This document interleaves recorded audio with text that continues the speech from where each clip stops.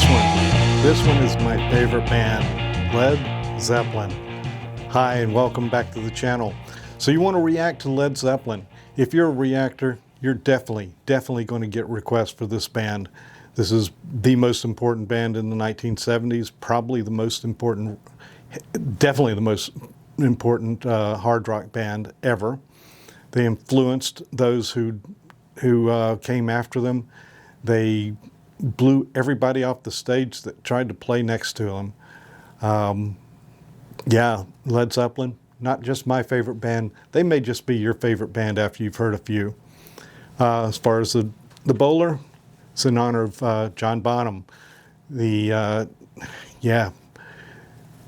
Bonham was the drummer for Led Zeppelin, probably the best rock drummer ever. So I definitely always honor him. When I do a Zeppelin video or anything about Zeppelin, you'll see the bowler. So like I said, John Bonham was the drums. John Paul Jones played the keyboards and the bass. Extraordinaire. Robert Plant on vocals, and Jimmy Page, one of the best guitarists ever. Zeppelin was one of the best-selling music artists of all time, and is one of the best-selling music artists of all time, with an estimated record sales of between 200 and 300 million units worldwide. They had 8 consecutive #1 albums in the United Kingdom and 6 #1 albums on the US Billboard 200. They started out 1968, taking over concerts or concert commitments and album commitments from the Yardbirds, which Jimmy Page had been a part of. They kept the name the New Yardbirds until Keith Moon said something about them sinking like a lead balloon. And yeah, the band took the name, said, you know, let's change it around a little bit. We're Led Zeppelin now. Led Zeppelin came on 1969 with their first album, self-titled Led Zeppelin, or Led Zeppelin I if you wish. They came out of the gate just both barrels blazing. When you hear this album, if you decide to listen to the whole album in a row all at one time, yeah, you're going to be exhausted by the end, because this has a lot of power. And for 1969, it had never been ever heard like this. Like I said in the last video, the first hard rock bands or heavy metal bands were considered Zeppelin, Black Sabbath, and Deep Purple. Well, the other two bands were kind of putting out stuff at the exact same time. So it's really hard to say who came up with it first. Doesn't really matter. All three bands are extraordinary. But like I said, Led Zeppelin's debut album, it left nothing to the imagination. It was raw power. Yes, they were singing about sex most of the time. So if you were born after 2000, maybe your ears might bleed, but hopefully not too much. So songs on Led Zeppelin's first album that you should definitely listen to: Good Times, Bad Times. Dazed and Confused is going to be recommended to be your first song, and it may and possibly should be. Yeah, I'll get back to that later on what should be your first things you listen to from Led Zeppelin. But from the first album, Dazed and Confused, Communication Breakdown. And the second album, Led Zeppelin II, another heavy-hitting album with a whole lot of love. Another song that you're definitely going to get requests for. And there is video for this one, so if you want to watch it live first time, well, yeah, it's against my policy of, you know, only listening to studio recordings first. I mean, that's really where you're going to hear what they meant to play. But what they played in concert was incredible. So, yeah, there's definitely video for that one if you want to watch it. If you want to see them play it live first.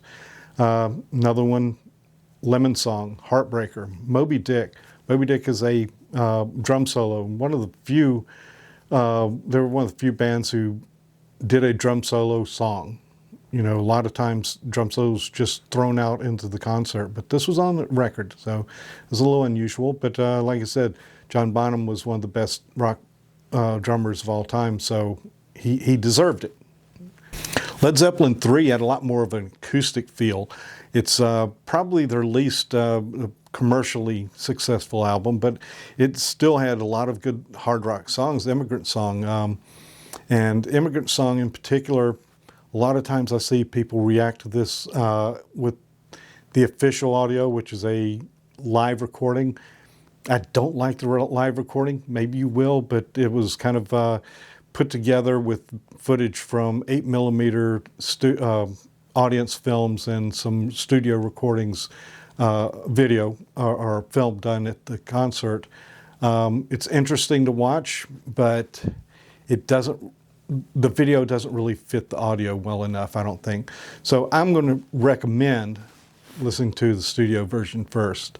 Gallows Pole, another very good song. That's the Way, and Since I've Been Loving You, all really good songs. Since I've Been Loving You is a bluesy song, and really I should probably say something about that now before I get too far into this.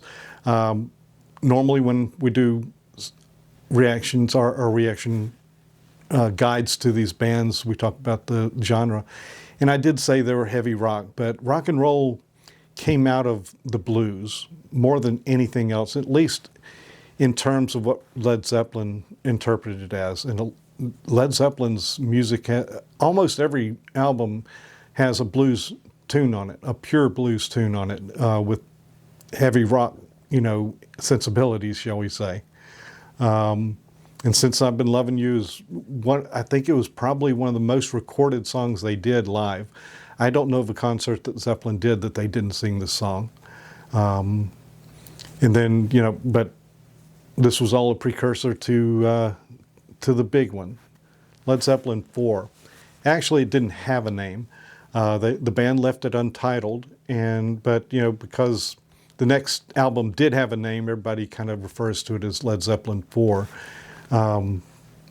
It's the #1 best-selling album, not only of Zeppelin, but I think it may have been the #1 best-selling album of all time.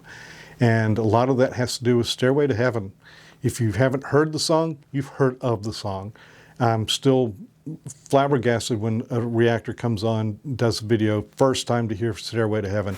It's hard to believe, but it's something you have to do. It's a rite of passage in life. You have to listen to this song. Should you listen to it live or studio? Well, again, I love the studio recording, but there are some really good versions of this live. But that wasn't the only song on the album. It's a banger. Every song on this album is a banger. From Black Dog to Rock and Roll, Battle Forevermore, When the Levee Breaks. It's just a treat for the ears. In 1972, Zeppelin put out Houses of the Holy, an odd little title because the song Houses of the Holy doesn't appear on the album. In fact, it appears on the next album, Physical Graffiti. But Houses of the Holy was undeniably just a wonderful, wonderful album in every sense of the word. The song remains the same, coupled with the Rain song, and they're almost never separated. So when you listen to one, you should listen to both. They're both featured on The Song Remains the Same movie, and that performance is probably my favorite performance. Also on House of the Holy was the Crunge. It's an unusual song because John Bonham wrote a lot of it to make it undanceable, which I actually, until I did some research for these videos, I didn't know that, but I find it extremely funny. But the Crunge, definitely a good song. Over the Hills and Far Away, it's quite the hippie song, and even though this was, at the end of the hippie era. Dancing Days, and of course No Quarter, another one that's got so much ethereal feel to it that it's easy to get lost in the sauce on that song. And in 1975, Zeppelin came out with Physical Graffiti, their first double album, and they needed all four sides of this album because it is, again, just chock full of memorable songs. In My Time of Dying is one of the most reactable and most reacted to songs. There are very good live versions of this, if that's the way you're going on. It's actually based on a Bob Dylan song. The Rover, Houses of the Holy, as I mentioned before, from the previous album, appears on this album. Trampled Underfoot, Kashmir, one of the band's favorite songs to play and one of the most reacted to songs. You'll find that in Celebration Day, which is a recording done in, I think it's 2002. It's well after John Bonham died, so it doesn't have all the original members, but John Bonham's son fills in for him on drums. So, you know, it's definitely worth listening to that, but listen to a studio or an old version that does have Bonham playing, John Bonham playing on it. And then we get to Presence, 1976. I'm not sure, but I think this may have been the first Led Zeppelin album that I bought. And I bought it because it was new when I got it. So it holds a dear place to me. But Achilles' Last Stand is one of the most intense songs you will ever listen to. There is a live version. I don't think it holds up to the studio version, though, so that's just my recommendation. A Blind Willie Johnson cover called Nobody's Fault But Mine is extremely good. And, you know, there again, the blues influences are all through this album. And that brings us to 1979, Led Zeppelin's last album that they produced as a group. There were plenty of compilations afterwards and hidden gems that came out later, but this was the album they were going on tour for when John Bonham died, and that ended Led Zeppelin, unfortunately. But In Through the Outdoor was written at a difficult time for the band. John Paul Jones wrote a lot of the music, or at least contributed the most to the album because of problems internally with the band, we'll just say. But All of My Love, definitely worth listening to. Southbound Suarez, a departure from Led Zeppelin's normal fare that you'll definitely enjoy. Fool in the Rain got a lot of airplay. And Carousel Umbra, which is also a very complex synthesizer heavy song. Again, mostly because John Paul Jones had so much to do with writing it.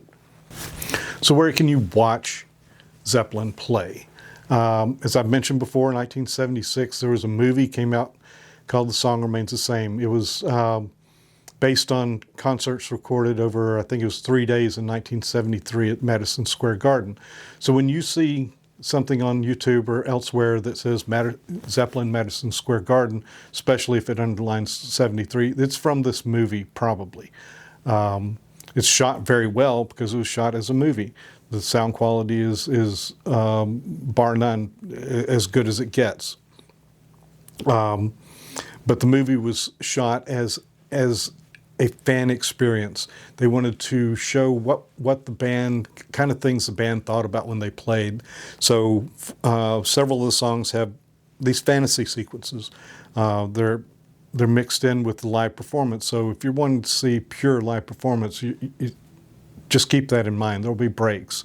It was also shot with the idea of, like I said, with the fan experience of being on the front row watching this concert, which was, you know, I don't know what I would be willing to give to have been that person there.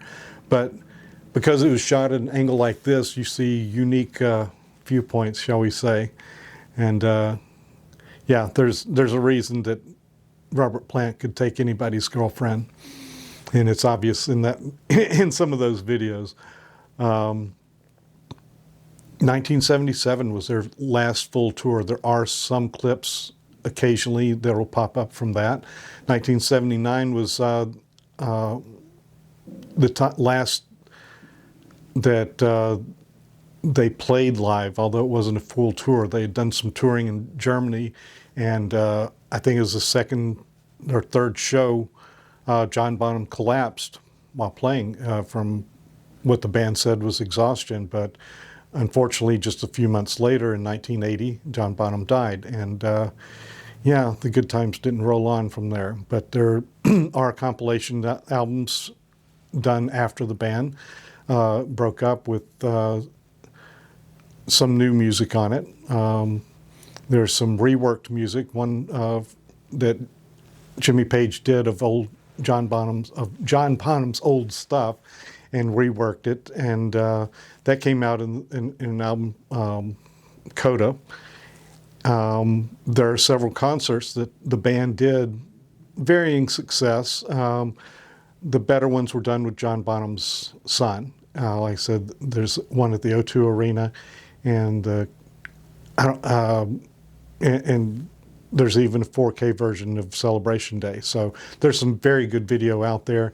You'll have to look and see if you can find clips from that. But if you can't, hey, it's nothing wrong with sitting back in your chair and just watching a Zeppelin concert from start to finish. So yeah, this is a deep rabbit hole, extremely enjoyable rabbit hole, one that may get you saying within 2 or 3 songs that this is the best rock and roll band ever. So dive in and let the good times roll.